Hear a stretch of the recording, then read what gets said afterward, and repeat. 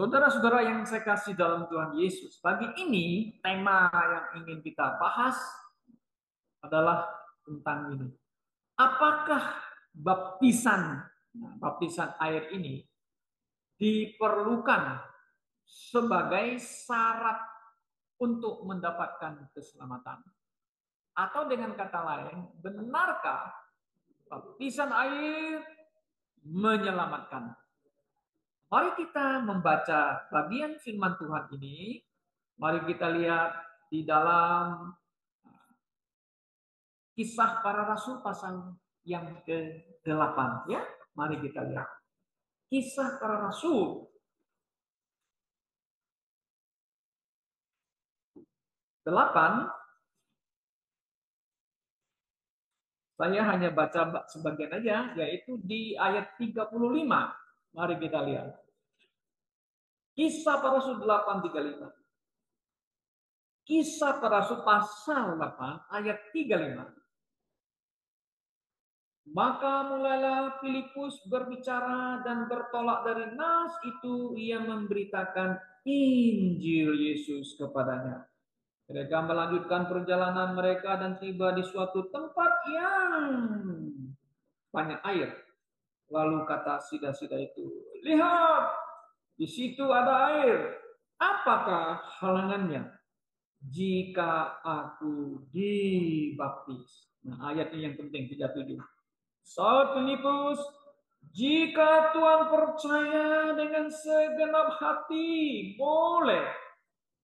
Jawabnya, "Aku percaya bahwa Yesus Kristus adalah anak Allah." Lalu orang Ethiopia itu menyuruh menghentikan kereta itu. Dan keduanya turun ke dalam air. Baik Filipus maupun sida-sida itu. Dan Filipus membaptis dia. Demikian pembacaan firman Tuhan. Saudara-saudara, mengenai baptisan ini menjadi suatu perdebatan yang tak henti-hentinya sampai hari ini. Apa?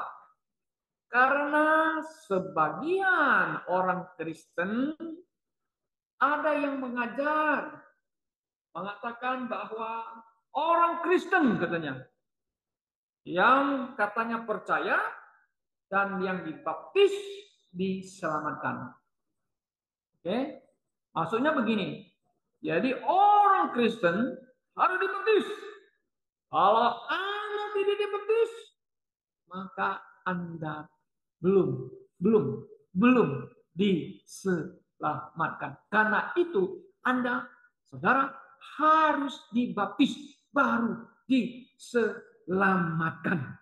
Nah, ini menjadi perdebatan, saudara-saudara. Kenapa? Karena mereka mengutip Markus pasal 16 ayat 16. Gitu.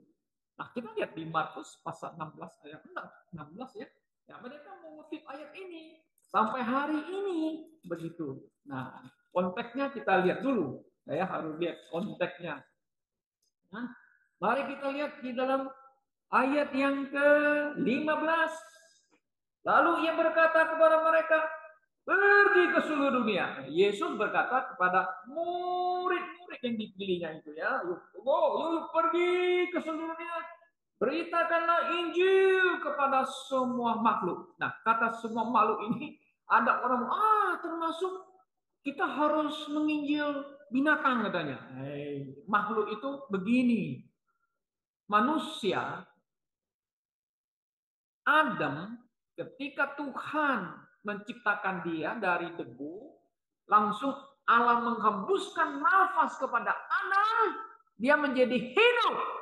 Nah, kalau di Kejadian sana mengatakan dia disebut makhluk hidup. Manusia makhluk hidup nggak? Yes. Tapi manusia yang memiliki peta dan gambar Allah. Tidak seperti binatang, nggak ada di peta gambar. Manusia memiliki peta dan gambar Allah yang mulia itu. Nah, gitu. Nah, jadi Injil harus diberitakan kepada siapa? Manusia. Manusia yang mana? Berdosa. Nah, kemudian kita lihat ayat 16. Siapa? Nah, kan kata siapa. Nah, ada kata binatang itu siapa? Apa binatang disebut? Kamu siapa? Apa kan? Aduh manusia, kamu siapa? Oh ya, saya Koasun. Oh saya ini si Amoy. Saya ini Ezra. Ya saya manusia gitu ya.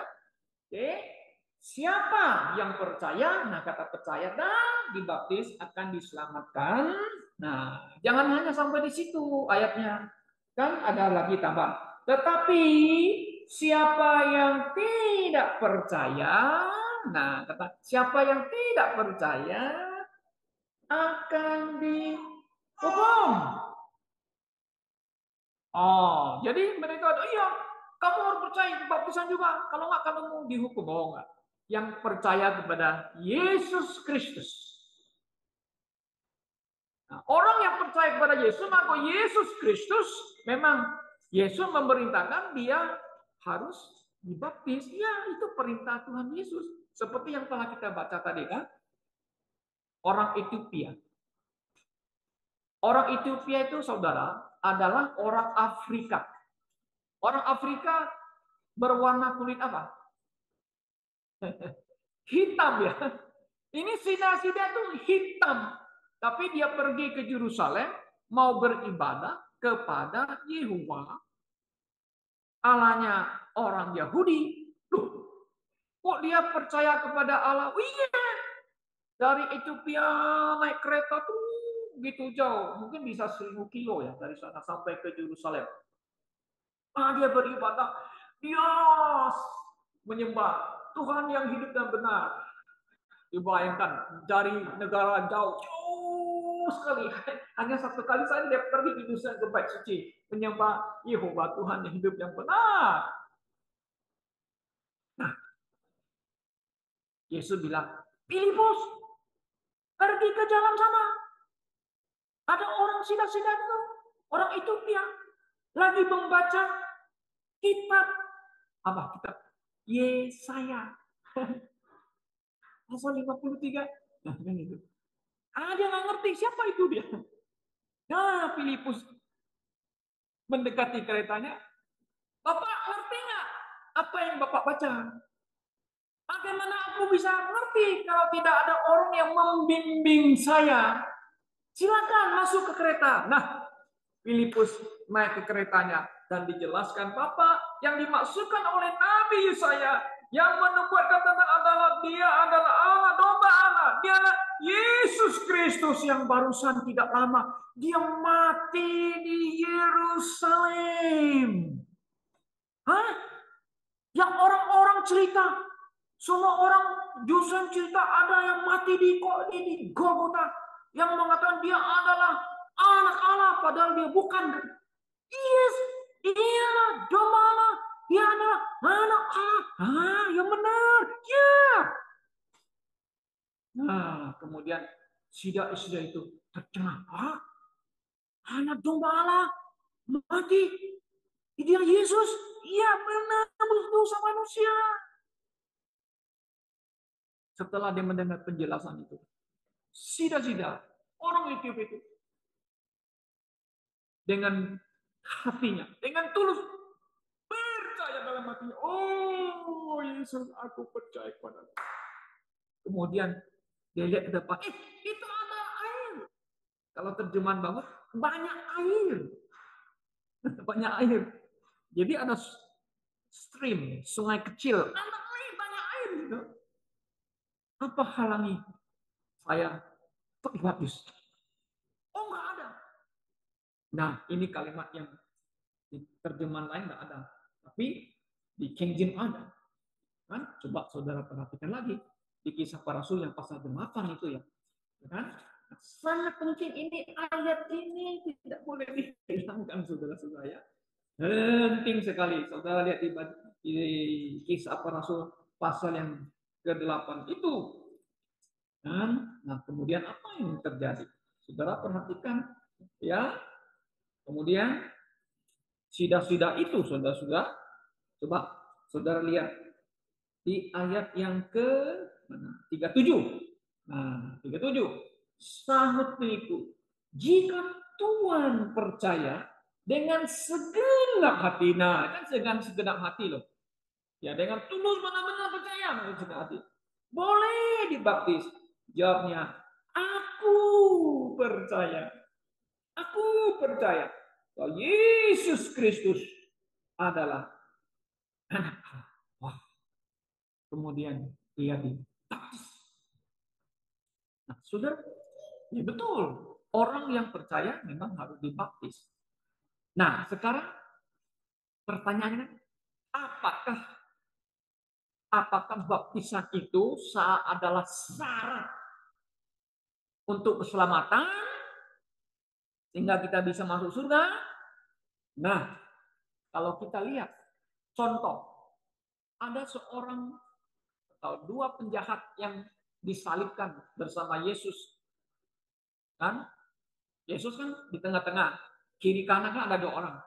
Kiri kanan. Ini penyamun ini, orang jahat berdosa. Disalibkan bersama Yesus.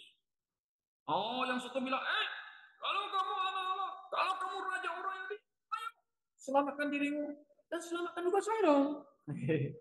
Lalu yang sudah bilang, kawan, kita ini pantas dihukum karena kita ini orang berdosa. Tapi orang ini, nah dia tunjuk, Yesus bukan orang jahat. Kita orang berdosa, pantas dihukum. Orang bersalah pantas dihukum nggak? Pantas dihukum. Kemudian dibilang, Yesus, ingatlah akan aku bila engkau masuk ke dalam kerajaanmu. Apa yang Yesus bilang?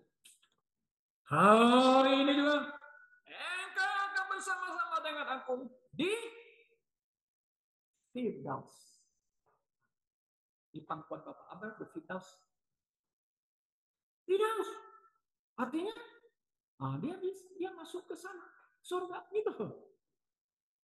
Firdaus itu adalah bagian dari surga itu. Hari ini juga Tuhan Yesus bilang. Orangnya dibaptis nggak? Orangnya tidak dibaptis. Kalau memang baptisan itu syarat keselamatan, Yesus sudah bilang sama itu. Mungkin ada Yohanes atau siapa. Yohanes mungkin. Ambil air. Pecikkan kepalanya. Baptis. Supaya dia selamat. Kan nggak ada. Nah, buktinya bahwa dia tidak ada kesempatan lagi untuk dibaptis. Karena dia ada menderita. Dia atas kayu salib. Dan dia percaya Yesus Kristus. Dan dia masuk ke surga. Saudaraku yang sekasih dalam Tuhan Yesus. Jika keselamatan itu syarat sebagai jalan keselamatan, wah, ini adalah ajaran yang sangat menyimpang, bahaya, saudaraku. Nah, karena itu banyak gereja-gereja yang masih menitik beratkan baptisan itu menyelamatkan dia. Kita bilang no. Yang menyelamatkan, yang menebus dosa manusia adalah darah Yesus Kristus. Yesus pribadi, Yesus yang mati di salib, dan darahnya yang ditumpahkan itu adalah untuk pengampunan dosa. Sesuai dengan ayat firman Tuhan di Alkitab. Kalau saudara membaca Kolose 1:14, penting sekali ya. Kolose 1:14. Nah, Kolose 1:14 itu di tempat yang lain di Alkitab nggak ada ayatnya. Hanya ada King James yang memiliki. Coba saudara perhatikan. Ya Kolose. Saudara lihat di Kolose yang 1:14. Sangat penting ayat ini, saudara-saudaraku. Ya, sangat penting. Nah, layak masih ada terjemahan tapi tidak ya yang benar komplitnya begini. Ya. Di dalam Dia kita ditebus melalui darahnya, His blood, untuk pengampunan dosa. Wow, saudaraku, kalau Yesus tidak mati, tidak mencurahkan darahnya, saudara dan saya tidak akan dapat pengampunan. kita tetap akan masih ada dalam dosa. Nah, karena itulah orang Ethiopia itu, Sida-sida itu, yang dari Ethiopia penyebab itu, dia mengaku Yesus adalah anak. Yang dibacanya di kitab Yesaya. Oh, Yesus digambarkan anak domba yang disembelih. Dia adalah anak domba Allah. Di mana Yohanes Pembaptis. Di Yohanes 1 ayat 29. Behold the Lamb of God. Nah, kan? Lihatlah anak domba Allah. Kan? Yang menghapus dosa dunia. Yesus Kristus. Yang menyelamatkan. Saudaraku, memang ada ayat-ayat yang bagi sebagai orang Kristen bilang, Pak, ada ayatnya. Baptisan menyelamatkan katanya. Yang sudah kita baca itu Markus 16:16. Kemudian mereka baca lagi di Kisah Para Rasul 2:38. Nah, mereka kutip ayat ini lagi. Di mana Petrus berkhotbah. Kan Petrus kan ngomong begitu kan? Coba saudara katanya. Kita harus percaya ngomongan Petrus dong katanya. Ya betul, benar, nggak ada salah. Saudara, di Kisah Para Rasul pasal 2 ayat yang ke-36 kan begini. Paulus mengatakan setelah dia khotbah kepada orang-orang Yahudi ya, orang Israel. Harus perhatikan konteksnya. 36. Jadi seluruh kaum Israel harus tahu dengan pasti bahwa buat Yesus yang kamu salibkan itu menjadi Tuhan dan Kristus. Oke. Yesus yang mati itu siapa? Tuhan dan Kristus. Kristus itu apa? Yang diurapi. Ini dia ngomong kepada orang Israel, orang Yahudi loh. Ya kan? Ayat 37 kan ngomongnya. Ketika mereka mendengar hal itu, hati mereka sangat terharu. Lalu mereka bertanya kepada Petrus dan rasul-rasul yang lain, apakah yang harus kami perbuat, saudara-saudara? Nah, mereka ini yang kemudian yang pernah bilang salibkan Yesus, yo harus bertobat. Nah, kan? Yo harus percaya Yesus adalah anak Allah. Ini bangsa Israel yang menyalibkan Yesus itu, pejabat pemimpin-pemimpinnya, Farisi, Saduki, imam-imam itu harus bertobat. Harus percaya pada Yesus. Nah, baru ayat 38 itu ayatnya muncul. Coba. Ya Petrus kepadanya, bertobatlah. Nah, kan katanya bertobatlah. Kamu ini pengikut pemimpin kamu menyalibkan Yesus. Bertobat kamu. Saya Yesus. Bertobat. Ya enggak? Apalagi ayatnya mengatakan. Dan hendaklah kamu masing-masing memberi diri dibaptis. Nah, hari ayat kalimat ini, kamu masing-masing ya dibaptis. Ya, you be baptized, harus dibaptis. In the name of the, nah dalam nama Yesus Kristus untuk pengampunan dosamu, maka kamu akan menerima karunia rohani. Nah, pengampunan dosa katanya. Kenapa harus ada dibaptis dalam nama Yesus ya? Nah, begini, baptisan itu kita lihat, baptisan air itu hanya satu lambang di mana kita mati bersama Kristus dan bangkit lagi bersama Kristus. Itu baptisan selam. Itu Roma pasal 6, sana bisa ada. Nah, tentu ada lagi yang disebut dengan baptisan rohani. Itu baptisan artinya ketika Anda percaya kepada Yesus dan Roh Kudus itu membaptis kita dalam Yesus Kristus. Kita ada di dalam Yesus Kristus. Nah, jadi di dalam Yesus Kristus maka kita mendapatkan pengampunan di dalam nama Yesus Kristus. Bukan baptisan itu yang membuat kamu mendapatkan pengampunan. Nah, ini cara penafsirannya yang tidak alkitabiah. Apakah baptisan mendapat pengampunan? Tidak. Yesus yang mengampuni, darahnya, saudara. Tapi ingat kita, ya memang ini baptisan ini bagi orang Israel sebagai tanda pengampunan dosa. Kenapa? Karena sejak Yesus datang, sudah mati, itu ada masa namanya transisi, kita bilang. Nah, kita gereja yang percaya dispensasi. Nah, ini sangat penting. Kalau Anda tidak dispensasi, tidak rightly dividing the word of truth.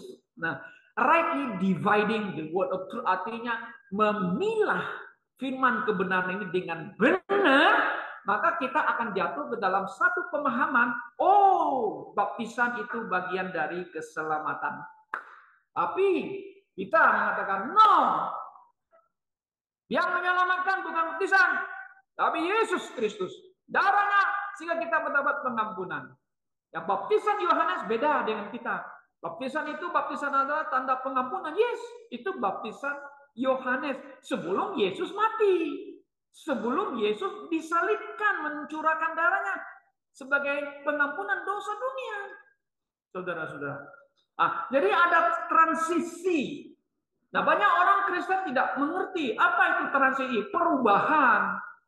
Ya, kita akan masuk ke dalam zaman gereja, zaman anugerah Tuhan. Sekarang begini, saudara-saudaraku. Baik.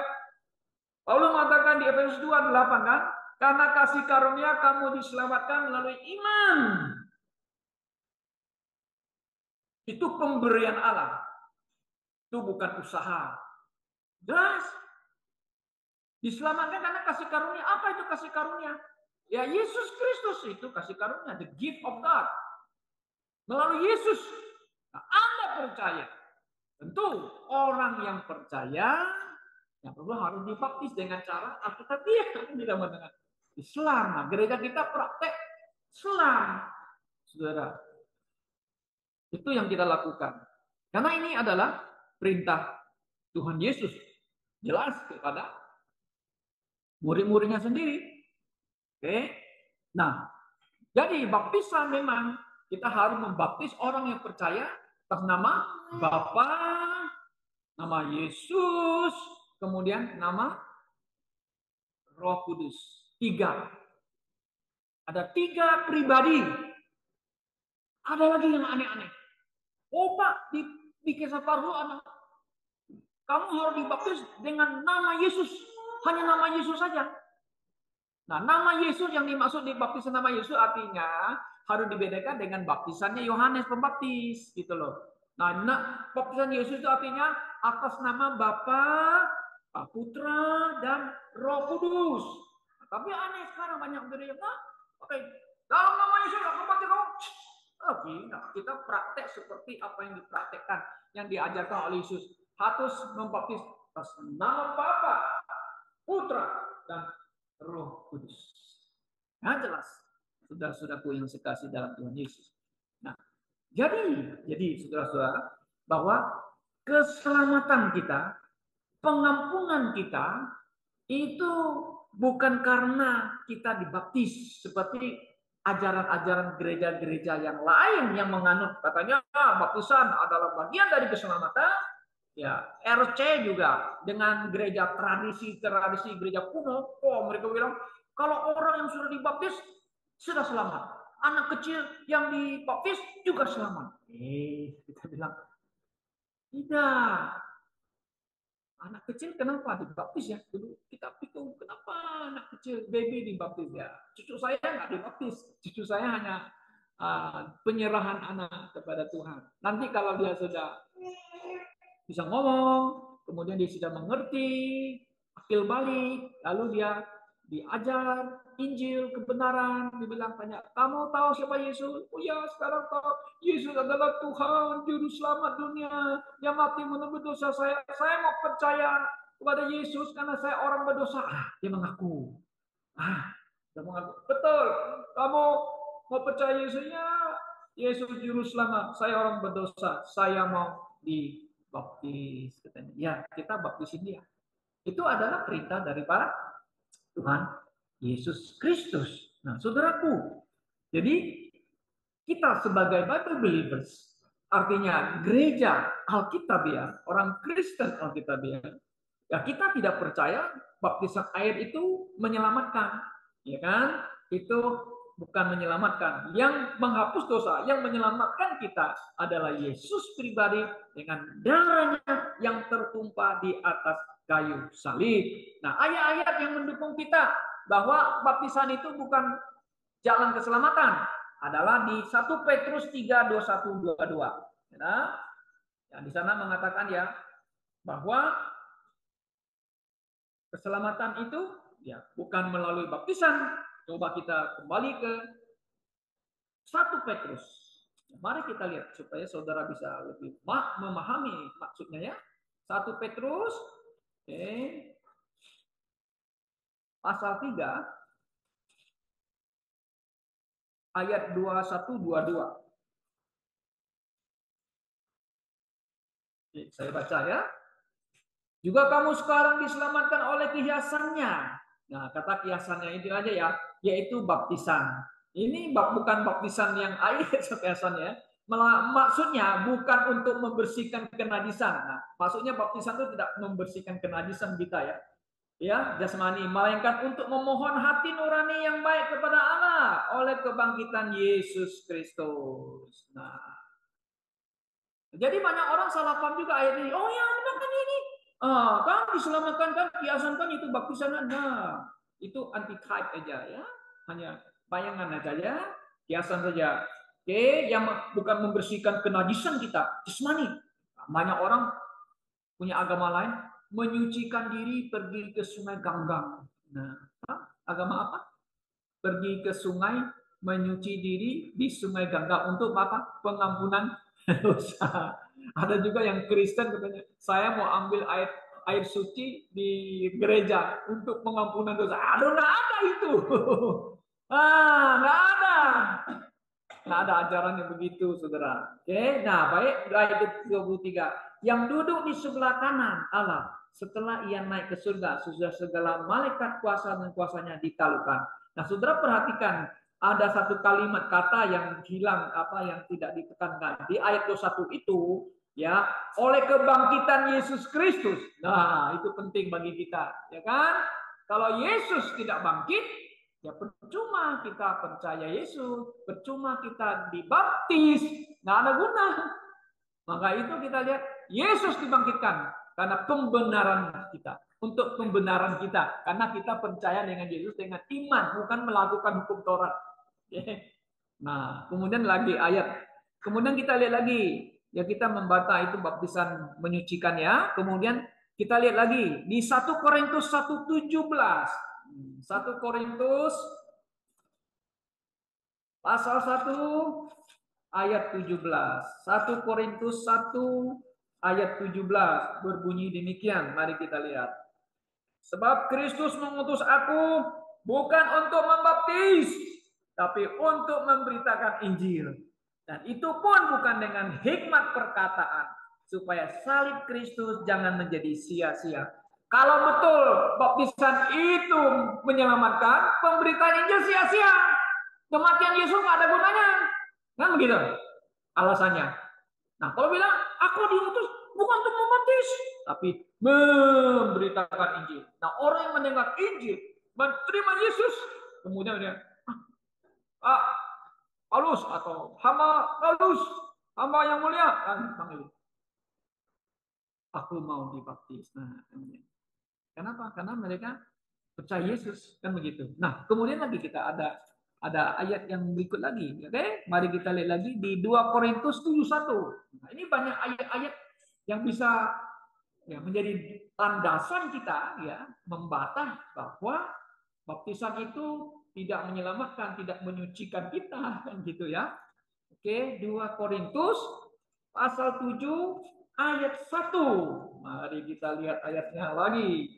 Saudara-saudara yang kekasih, karena kita sekarang memiliki janji-janji itu, marilah kita menyucikan diri kita dari semua pencemaran jasmani dan rohani, dan dengan demikian menyempurnakan kekudusan kita dalam takut Allah.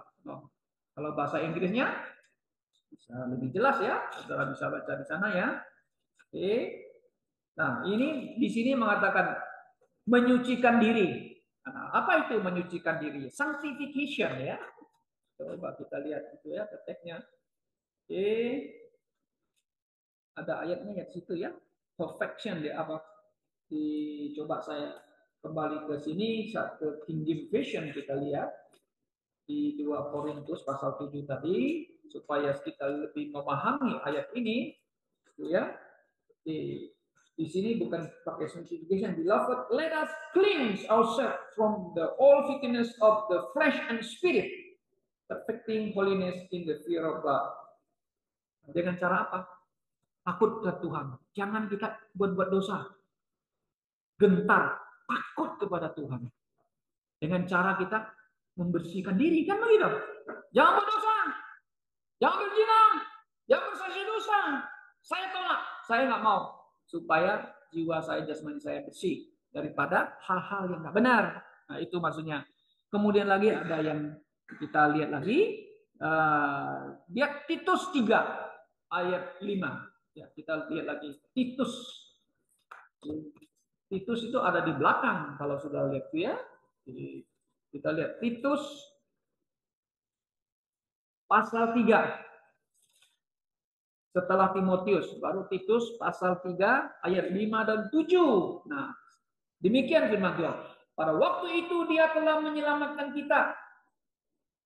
Bukan karena perbuatan baik yang telah kita lakukan, tapi karena rahmatnya, anugerahnya ya, oleh permandian kelahiran kembali dan oleh pembaharuan yang dikerjakan oleh Roh Kudus yang sudah dilimpahkannya kepada kita oleh Yesus Kristus, juru selamat kita, supaya kita sebagai orang yang dibenarkan oleh kasih karunia-Nya berhak menerima hidup yang kekal sesuai dengan pengharapan kita. Nah, mendapat hidup kekal dengan apa?